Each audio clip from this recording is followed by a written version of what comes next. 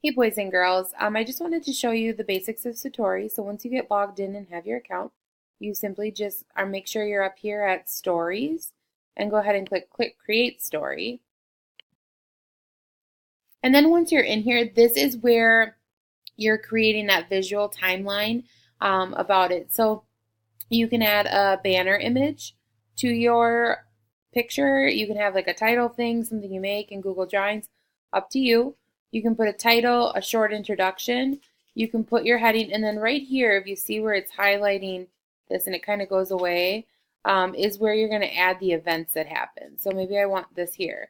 And if you look, we have a lot of different options for headings and for things that you can put in there. I can put in a video clip. I can put in an audio clip.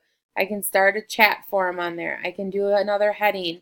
I can break it up by chapters this way. So maybe I want to do chapter 1 in the events, chapter 2 in the events, or maybe it's, if I was doing this about my life, maybe it's ages 0 to 2, ages 3 to 4.